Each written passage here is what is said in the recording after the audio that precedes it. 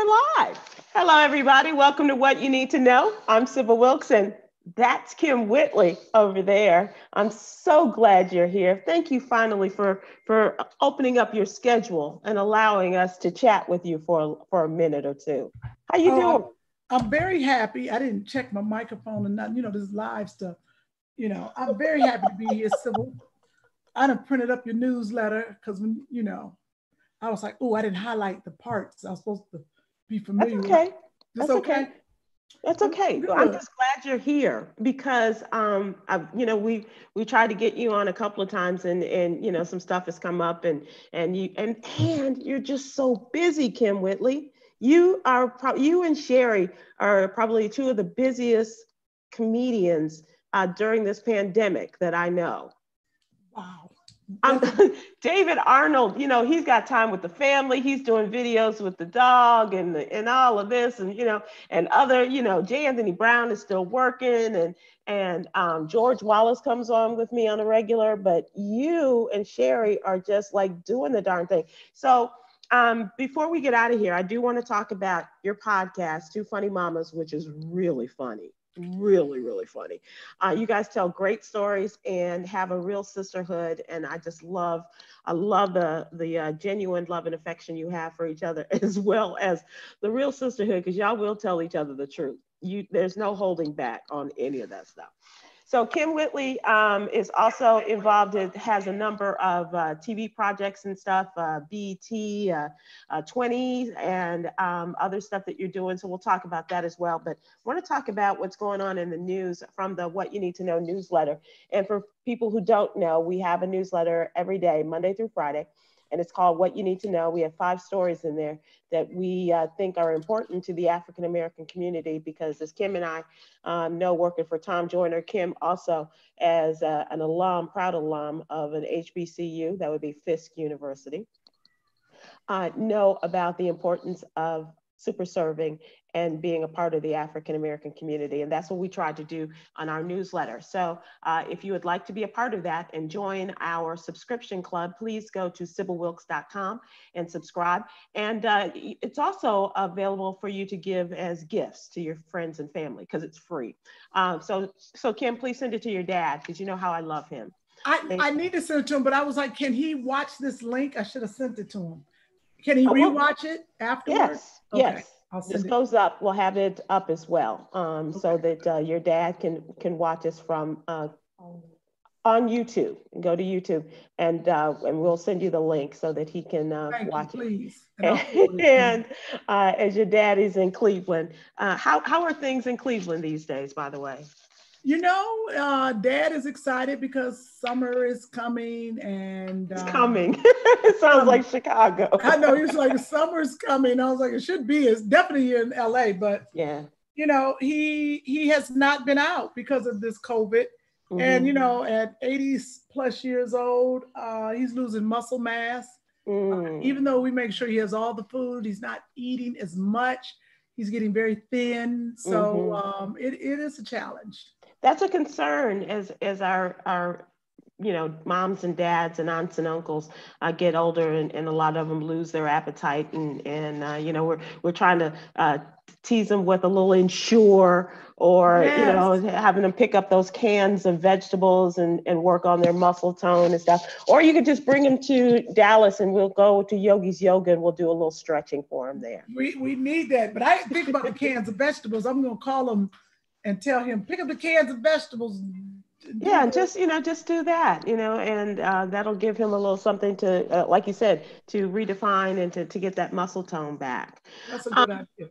Kym, I know how you feel about a lot of the issues, because you and John Murray and Sherry and I have a little text club going, and we, with news stories and things that are going on. We didn't talk about this, but it does point to a greater issue, which is of concern to us, and that is the November election. Yesterday, the United States Supreme Court voted down an abortion clinic law in Louisiana. In the state of Louisiana, they only have 3 abortion clinics in the entire state, right? And part of the Louisiana law, they were requiring doctors who perform those services, whether they're at a clinic or at their own offices, to have admitting privileges to a nearby hospital in case a patient needed urgent care, in case a woman needed urgent care. And so, this is the law, the legislature said they were doing this in the best interest of the patient. And what they're actually doing is, because a lot of these doctors don't have admitting privileges, what they were doing was reducing the possibility of women to receive those services at a clinic.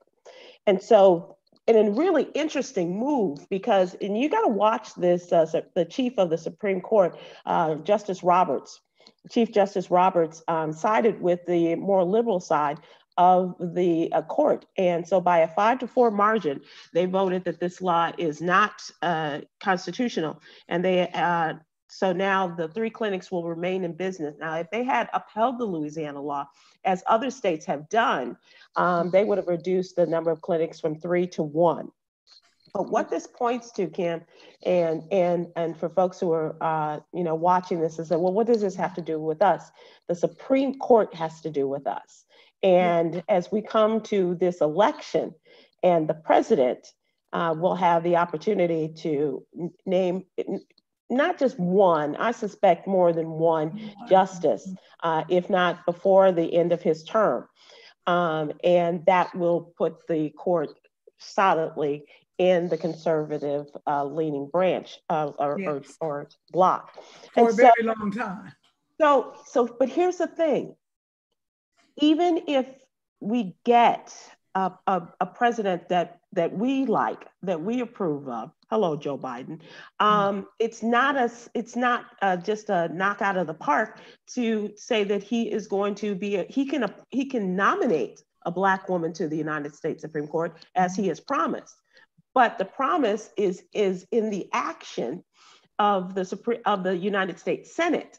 And if he doesn't have a majority in the United States Senate, they can hold off on all of these appointments that he makes. Yes. And we go back to Barack Obama. When President Obama, towards the end of his term, when he was able to, after Justice Scalia died, he nominated someone to fill that spot. And Mitch McConnell and the Republican majority held off on that nomination. Merrick Garland is now a Jeopardy trivia question. Who is the one nominee that never got a chance to go before the Senate, right? And so he is sitting there somewhere going, I should have had my shot, and we could have had a more liberal leaning Supreme Court. So all of this to say, it's not only important that we vote for a president, but it's also important in this day to look at the United States Senate. And there are a number of contests in which the states can be flipped.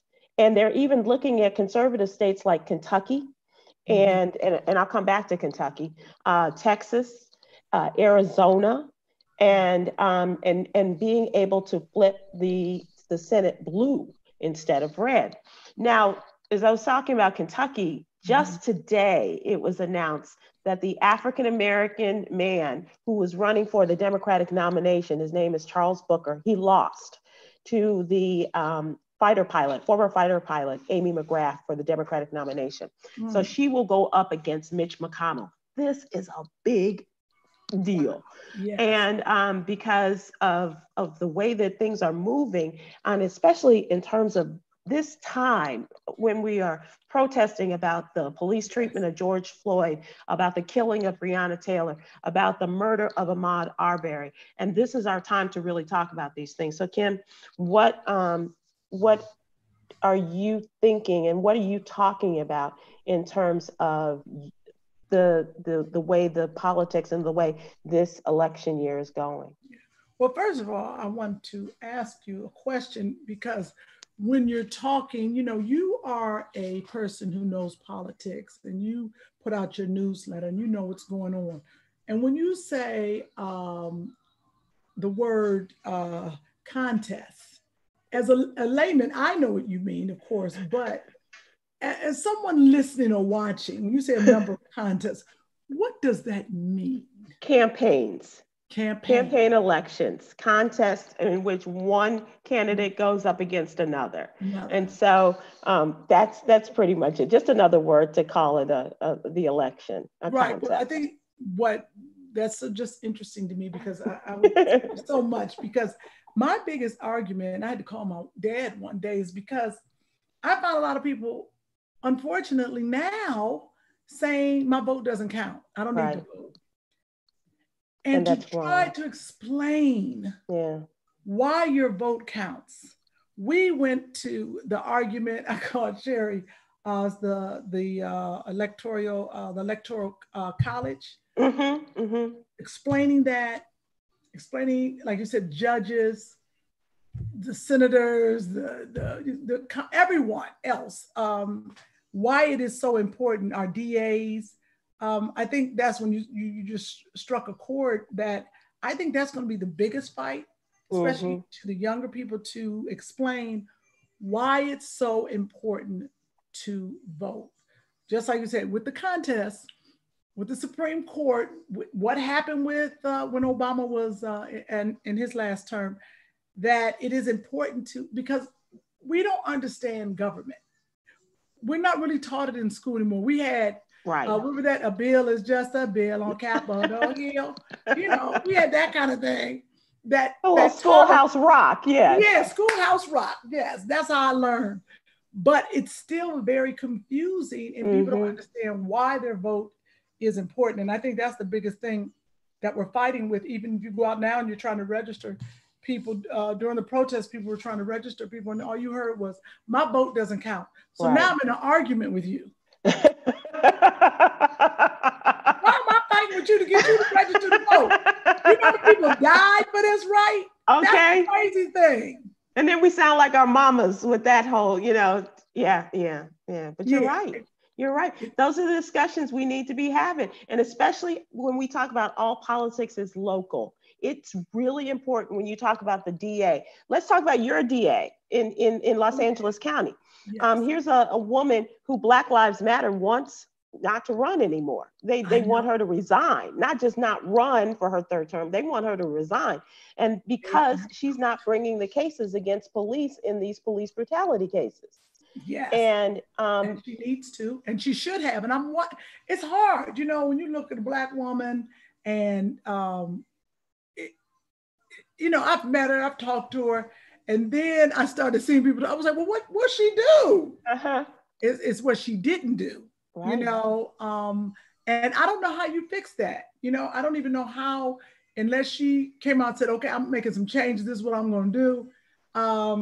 But that's what you're saying. It's very hard because you're looking at yourself. So now you say, I voted a Black woman in, we put a Black woman in there, and she still didn't go up against police brutality. So that hurts us, it really does. It does hurt us.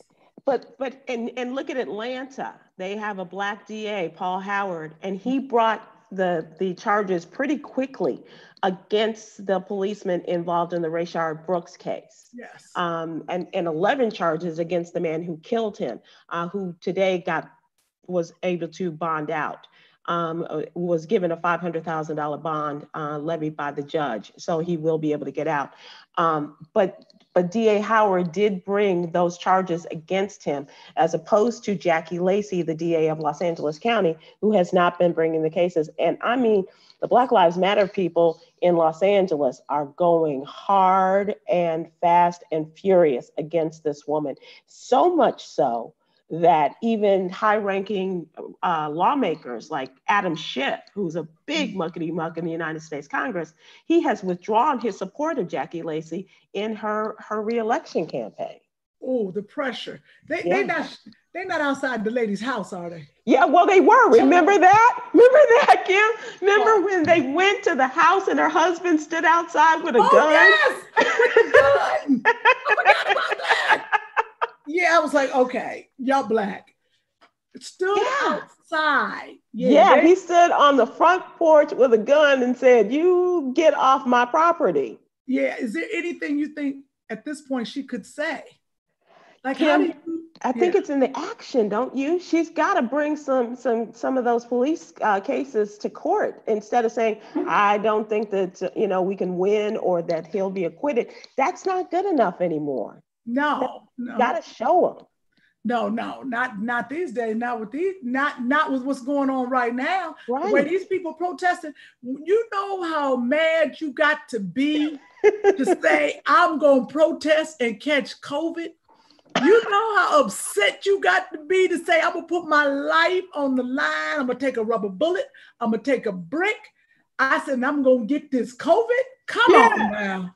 You got to be upset. You got to be some upset, right? Yeah, people ain't playing. They're not playing.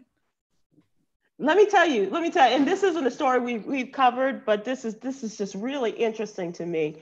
The mayor of St. Louis got on Facebook and gave out the names of all the people who were protesting against her, and gave out their names and addresses on Facebook Live. Yeah, she did. Nope. She did. No, she didn't. She did. What? They came out and protested against her, and so she gave out, and she's like, well, that's what they get. And she did apologize. But then, was it yesterday? Yesterday was Monday. So on Sunday, Black Lives Matters and folks, all the folks of Black Lives Matter, the other organizations went to protest in front of this mayor's house, and she lives in a gated community. Well, a couple, a white man and white woman looking like Ken and Karen, stood in front of their homes with weapons. The husband with an automatic weapon, the wife with a handgun, as Black folks were peacefully walking past their homes. But they were going to practice protection of their property, just in case things got out of hand. This is how crazy it is. Oh, it's getting out of hand. Yeah.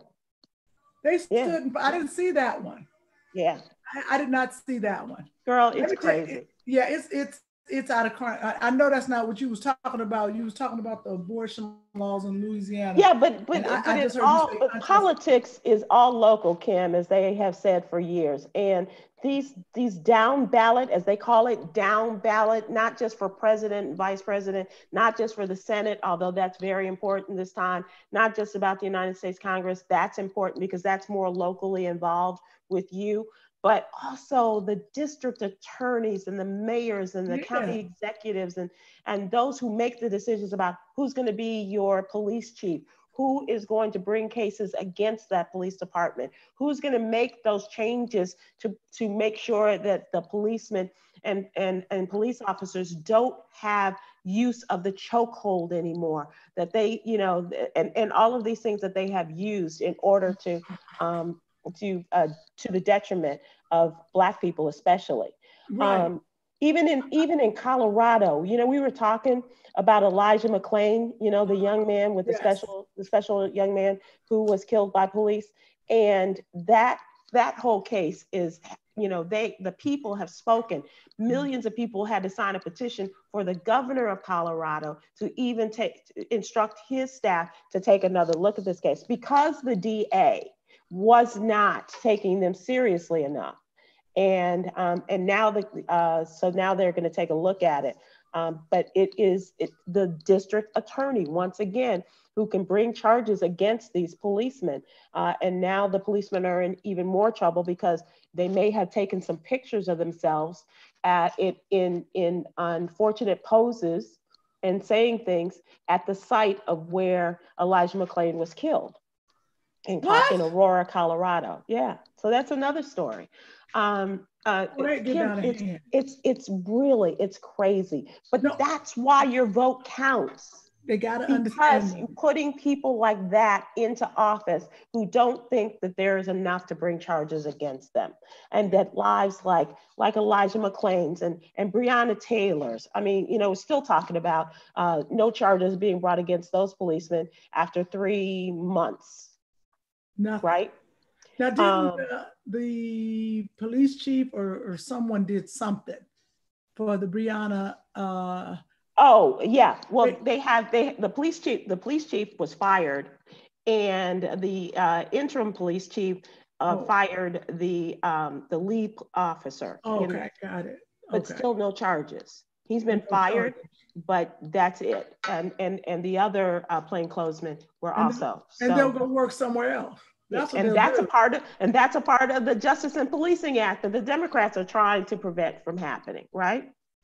Right, and I know, and defund the police. I'm still trying to understand that, because I look at defunding the police. I'm like, wait, hold up, because when I pick up the phone, I need the police to come. And that's something that we need to talk about too, Kym, because it doesn't mean to necessarily take away from the department, although some mayors and some people have said, I'm going to slash your budget. But it does mean that in most cases, what most people mean and what I look at it as is that they are taking the money and still keeping it within the police department, but using people who are specialized in those areas to deal with people, instead of that cop in Atlanta taking a hold of Rayshard Brooks in the way that he did. Here's a guy, somebody could have intervened. There could have been a professional in human and social services who could have intervened and stopped that from happening and stopped that from going that far.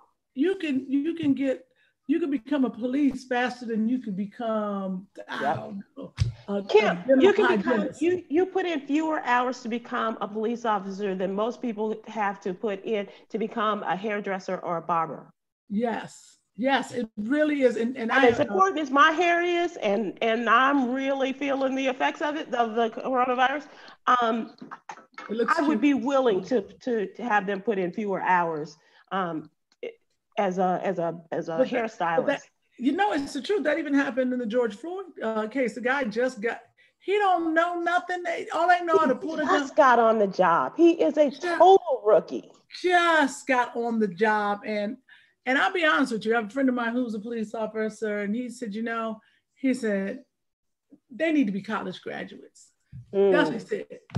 He said, you really need to go to college. And he said, because you're not mature enough. Yeah. Really. You should go to college and then go to the academy. He said, you are dealing with a deadly weapon and making decisions, like you said, psychological decisions for human beings and where they are and what they're thinking. It's a whole thing. And you just giving somebody a gun and a mace and everything else.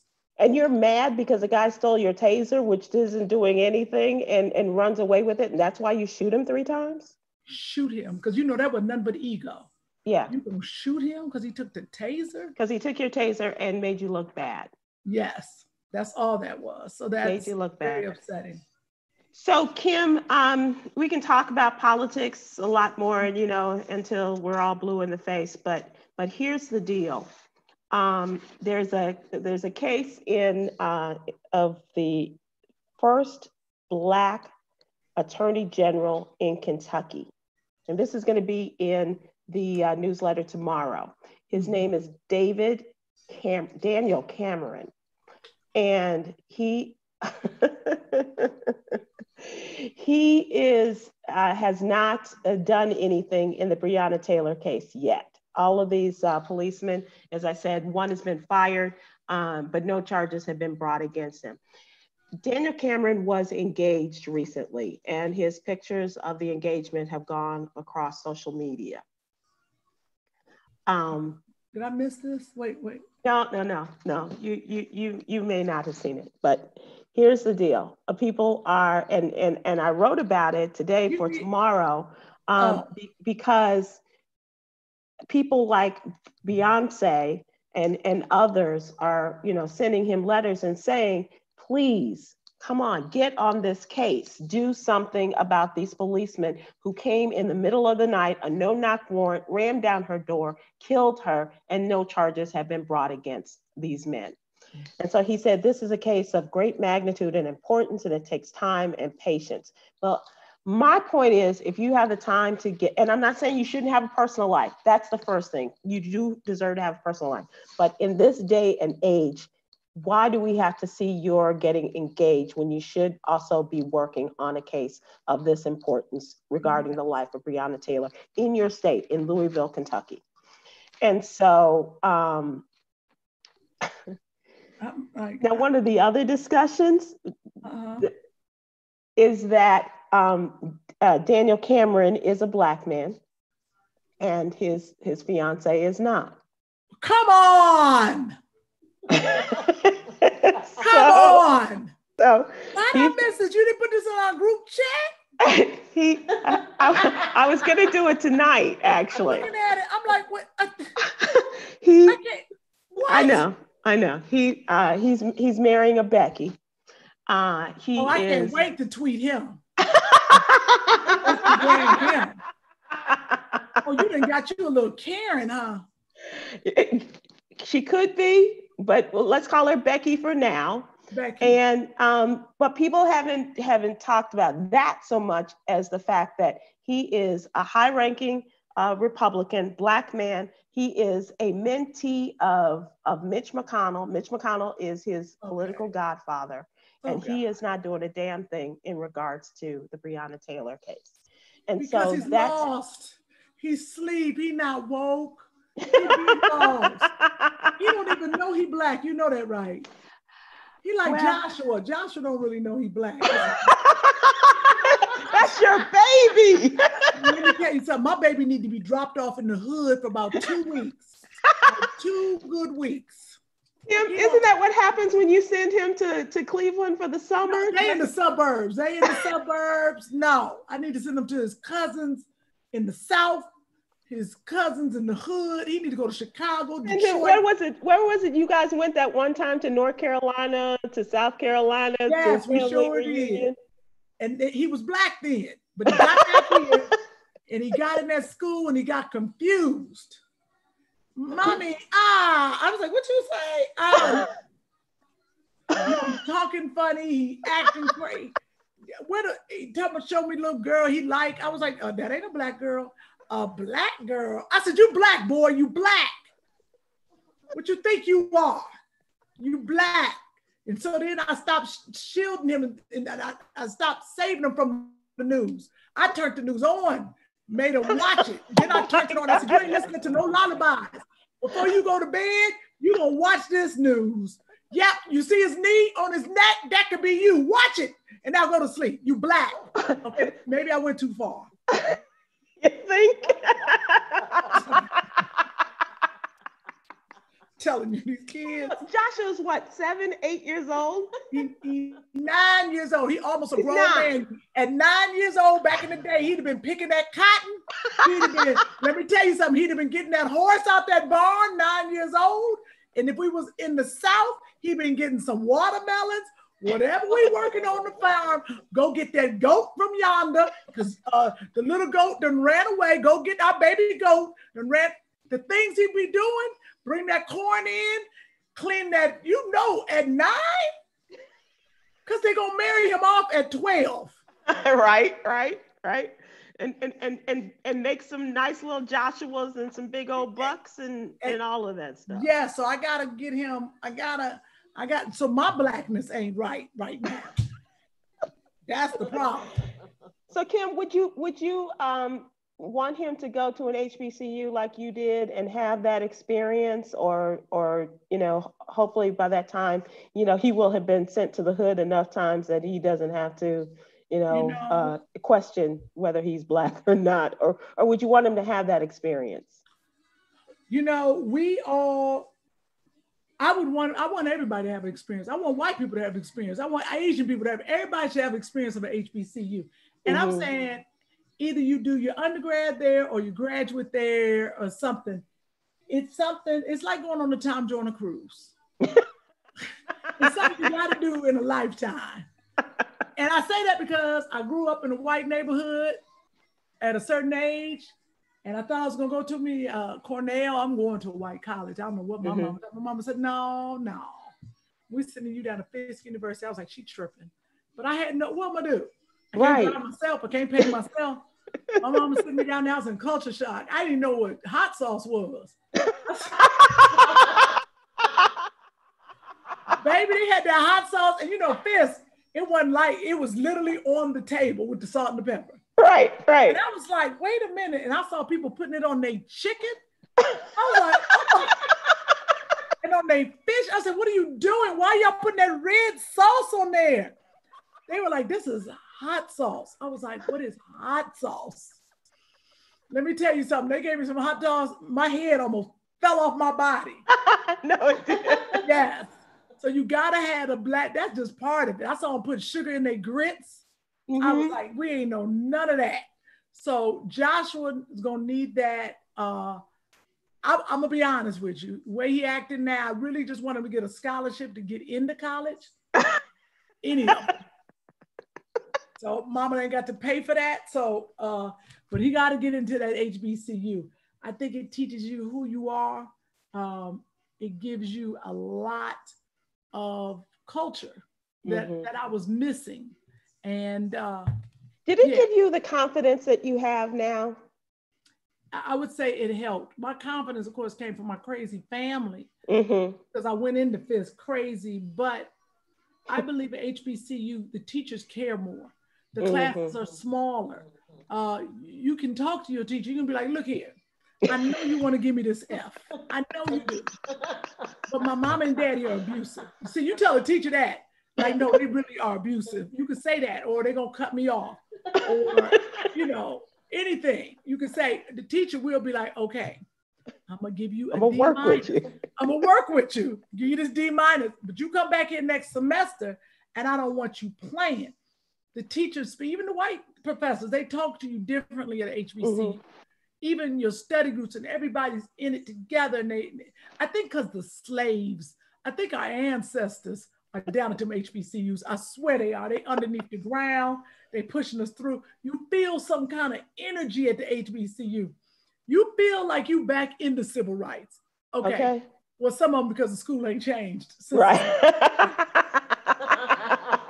But you... Right, you in that dorm, everything falling apart, but you feel like you gotta do something for the culture, you know. So that's why I love Fisk University, and you know, try to make it better. But so your mom chose Fisk for you. Your parents were alums. Yeah, well, my grandparents were alums. All my cousins. I was definitely going through the legacy. Everybody had gone through Fisk, but my brothers, one went to Cornell and one went to Howard. I said, well, why can't I go to Howard, Dad? He said, no, your aunt and everybody, like my aunt, they was AKAs down at Fisk. I went against the grain and became a Delta. But they were like, no, you can't go to Howard. They were like, you get lost. I was like, what? My father's like, you want to be a big fish in a little sea?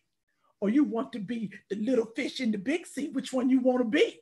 I was like, oh, so the big fish in the little sea, that means everybody gonna know you, right? He was like, yeah, you get into the big sea, you're gonna get lost, ain't nobody gonna know your name, Kim. You wanna be popular where? I was like, I'm gonna go to the little sea. I'll go to this. He was like, Howard, he didn't feel like I was equipped for Howard University. And when I went up to Howard and my brothers and stuff, it was cool, but it was a lot. It's a big school. Yeah. So yeah, we went through, yes, absolutely, because of my whole family. Kim, where did you develop your business acumen? Because I don't think people understand what a good businesswoman you are. You take care of your business as well as you have a number of different business interests. Where did that come from? I would say I got that from my daddy and my uncle, my aunt. And tell people who your family, your dad's business is in Cleveland. Whitley and Whitley Architects. They are one of the first African-American architectural firms in the United States. There were the Madison and some other, might have been McKinsey, I'm not sure, back in the day. But there was only a few that started up, and it was my father, his twin brother, and my Aunt Joyce. And my brother is president of the company, Scott Whitley, today. And so I saw my father hustle. He shielded us a lot. But one thing, once I realized, when you're an architect, you're always looking for the next gig. Right. Right. And so my father relied heavily on, I was going to say apartheid, but that ain't the word. He relied heavily. on affirmative action. Yeah, I was gonna say, no, that ain't the word. So without affirmative action, my father would get nothing. And those that don't know what affirmative action is basically saying one Black person or one Black architect has to be on this job. Black architect got so many African American projects or whatever. And then it was Carl Stokes was a good friend of my dad. So he started handing down. My dad was never around a lot. And I see why. He was really working to build this legacy. And so that's why I think I became the hustler. You know, I really was like, well, my dad did this, he created that. And, you know, and my grandfather had a patent for this other thing, you know, so I think I've seen it my whole life. Yeah. Tell people the buildings your dad and the family business put up in Cleveland. Oh my gosh. Okay. My father, first of all, did houses. And then after that, they were like, no, we got to go where the big money is. They left houses and they started doing buildings. The Convocation Center, which is the Woolstein Center now, where they play basketball. And you performed there, haven't you? Yes. You know, that is so cool. It was weird because I remember, because my brother was old enough actually when they did that. And I remember I was like, can I pick the seats? And my father was like, no, I was like, they should be green. And they were green. And I was like, the one thing I told my dad when he was doing Jacobs Field, which is the baseball where the Cleveland Indians play, I said, Daddy, I said, can I, and see, he ain't listen to me. I said, this is the one thing you need. I said, just put one extra female bathroom on every floor. I said, the game gets started or the concert's over. I said, we still in line. I said, all y'all got to do is pull your little thing out, use it, and y'all don't even wash your hands and you out. You told your daddy all he had to do is... Yeah. I did tell my daddy. I probably didn't say that back then. I probably said, Kyle. I probably didn't tell my daddy that right then, but my daddy know me now. But the thing is, men are fast. My father would not do it. I guess like you ain't no architect. But I was like, the woman's line is always long. We'll never get back to our seats. The men are in and out. So that has been, that's that building. So Jacobs Field, that's where the Cleveland Indians lost to the Chicago Cubs in the World Series. Yes. Where Tom Joyner took you. Yes.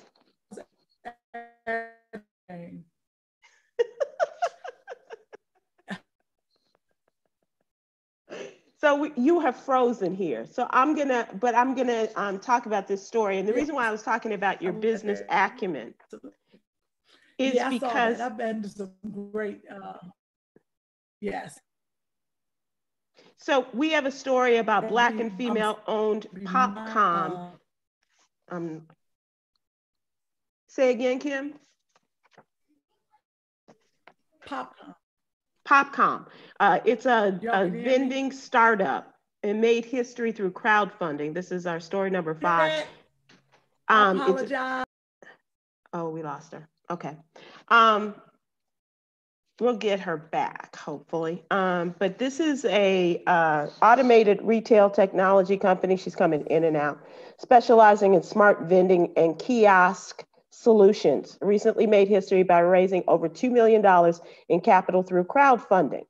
Crowdfunding, whatever sources you want to, whatever names they come under. And using the platform Start Engine, the Columbus, Ohio-based company has been able to acquire money to grow its operations, build its sales team, and reach more customers, meet the demand for more automated retail machines. And this is especially important during the coronavirus pandemic. A Black woman. So she crowdfunded to get more money. Yeah. During the pandemic, and so her name is Dawn Dixon, and she's the Popcom founder and CEO. And she said vending machines and convenience services are becoming more essential, and retailers looking for more ways to deliver their products to customers with less human interaction. And so they're excited about what is to come for them. And what made me think about is and link you is because you have a number of different, you've done so much, even with your son.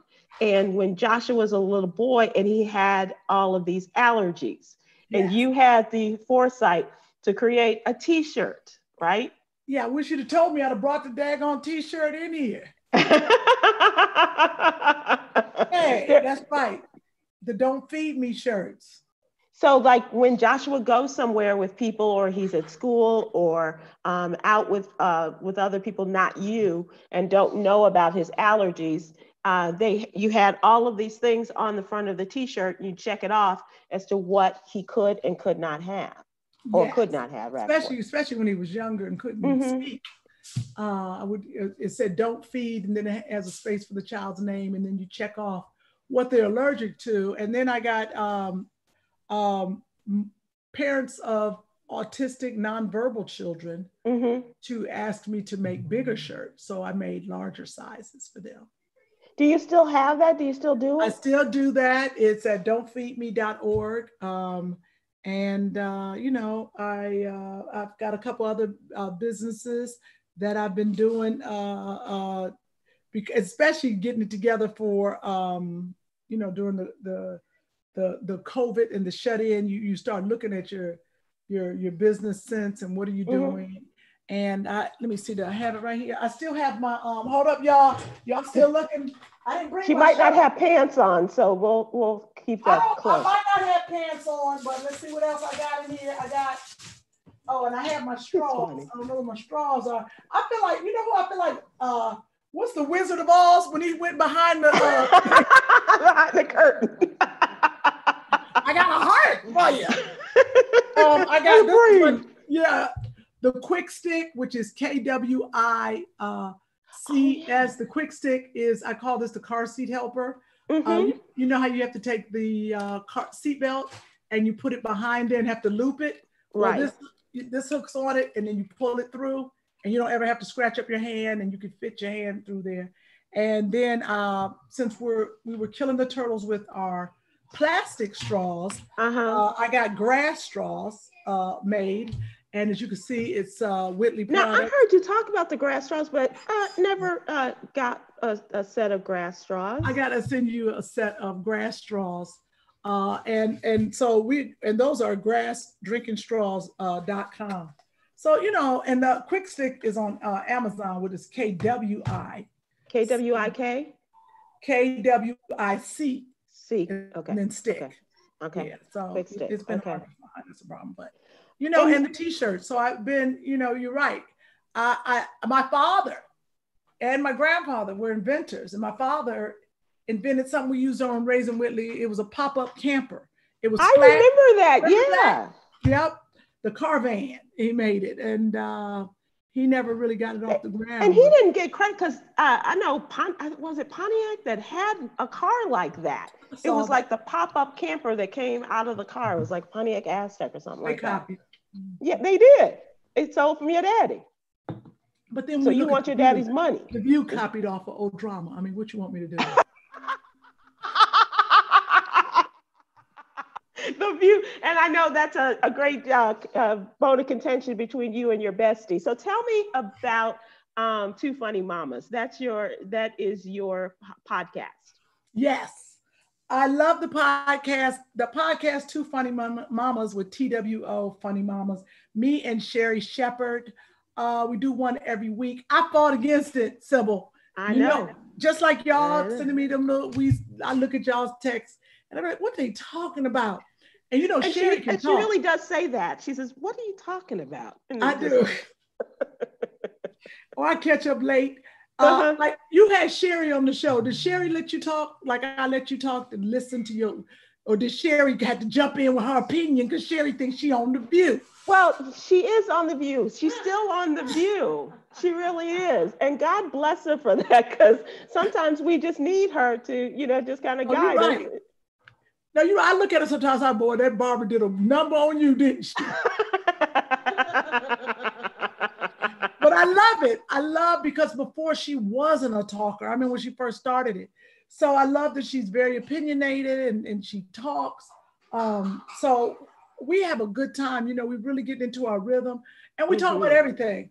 And people, since we're such good friends, people are like, y'all are all over the place because we're just talking. Right. We don't have it's a producer. Just the girlfriends having a conversation. That's all it is. So if you get a chance, people go to YouTube and subscribe to Two Funny Mamas.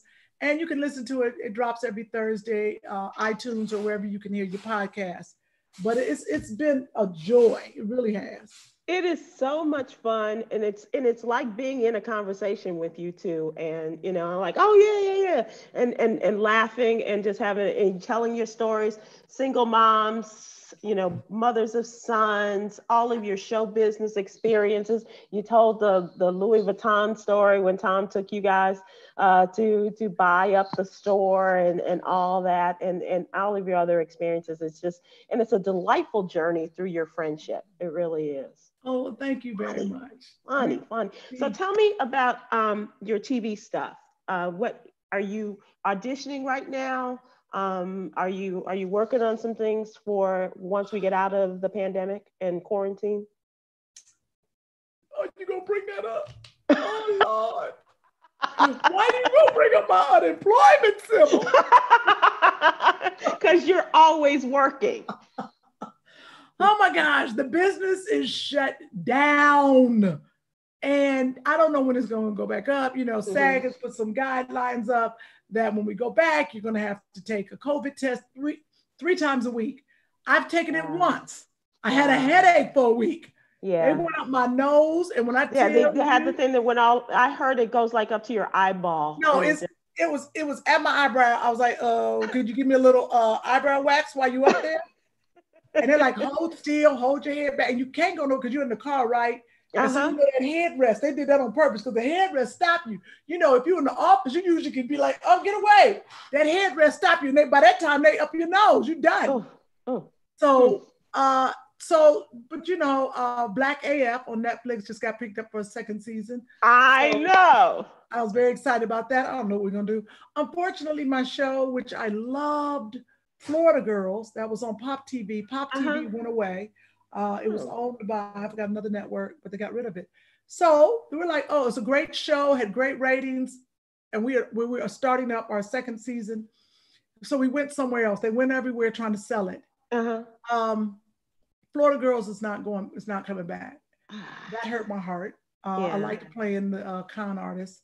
And you were good at it. I really enjoyed that role. What about Lena Waithe's project on BET? 20? Lena Waithe's 20s. It's coming back. Got a second season. Just got picked up. Lena gonna send me a screenshot of somebody put on the Instagram. We need to see more of Kym Whitley. I was like, that's right, Lena. That's right. Where I play Lena's mama. Another fantastic project because Lena and the directors, the producers, they're free. There's no like stuffiness that makes you feel tight on the set. So that, and I was working on a show called Made for Love. For HBO, actually when we got stopped down for the corona. And that's with Ray Romano. And I was gonna play, I don't even know if I could say it, but I was playing a nun. There's a stretch for you. Yeah. Different kind of nun. You don't know. Okay. All right. And it was like a 5 episode arc. It's going to come back eventually. So those are the things, and doing my live and being with my son and my book. And I was going to ask you because you also have Delusions. I got that ready. Yes, The Delusion of Cinderella. And are you going to do a part 2? Are you going to do a sequel to that? No. Writing the book was no joke. Now, if I got the book picked up by a publisher, which I should have probably not I should have gone to. You self-published, right? Self-published. It was hard. It was a lot of work. Everyone is asking for a part 2. They love the book. This was hard. It was a lot of work. So I might. You never say never. So there we are. Wow. It's been I love entertaining people, whichever way it is, reading, talking to them, movies, whatever it is, I enjoy entertaining. Can I just tell you, last night, Zooming with my homies, I had never seen this show before. And only because you said I'm about to do this show, and it was like 7 to 9 Pacific time on the West Coast, and I was 9 o'clock here in Central Time. And I was like, okay, well, I'll watch this and then go to sleep. I was up with you guys the entire time and laughing so much with you and your boys. You had Buddy Lewis, you had Chris Spencer, and the one and only David Arnold. And who was the other young lady that was with you guys? Ambria, what's Ambria's last name? Hawkins. Ambria is a comic. She's going to roll with me and David. And she is, since then, she was on that show. I forgot that comedy show where they all competed. But she also, yes, but she got an Emmy now. She was a writer for The Daily Show. Okay. I was like, go Ambria, because I'm like, I think I'm funny, but I'm not one to be throwing out jokes, okay? Uh-huh. So Ambria, I was trying to find Ambria's last name just to, before she kills me. Can't find it. I got Ambria. That was some funny stuff last night, though. Oh my gosh. Tahir is the one who facilitates it. Uh-huh. Very funny brother. He has a night here at the Comedy Union, and he does it every week. So Monday through Thursday, and we all enjoyed it. And he put Cash App. You put your Cash App up. Yeah, tell this part, because I want you to tell this before I let you go. Right? And, okay. And I really want to do this as a fundraiser. So it's a great idea because I've seen people do it, but I was like, this don't work. All of you gave your Cash App names, your late, it whatever, is sitting right your there, accounts. Right on your Zoom, instead of your name, they got your Cash App name. So as people are watching on YouTube, they are sitting there Cash Apping you. I'm talking about $1, $1.99, $20, $50, $100 to all the comics, to whoever, and your money is going up. And they say for what? Like one guy sent me $1. He said for a new wig. Somebody sent me $20 and said for all the years of laughter. Just different things, and we're thanking them. And what's great is at this point I'm okay. Mm-hmm. I said, but there are comics out there that have lost their gigs, and that's the only way they live. I still have TV and different things. So I took my money that was raised, and I took 5 comics, I split it up, and I sent it to the comics, and I sent a portion back to Tahir so he can keep the show going to make money for these comics. Nice. That was really special. And like I said, I had not. I'm a fan now of his, and I like the way he's, his whole business sense too, as far as getting sponsorships and things like that. But that was really funny. And you guys are magic together. But you have that ability with so many different people. So I thank you so much for coming on. I appreciate you. And tell Joshua I said hi, bop him upside the head, because that seems what he likes. So this is it. We get off the line right now? But we didn't get through the newsletter. Yeah, we did. We pretty much did. We did. Okay. Yeah, we talked most of the stories and around about with some other stories. Okay, who'd you like better, me or Sherry? Who was funnier? You really are the J. Anthony Brown of this group. That's right. Is Yolanda there producing? I need her to text me. Tell me, I need the truth. I need the truth. I need the real deal. I won't tell her what y'all said.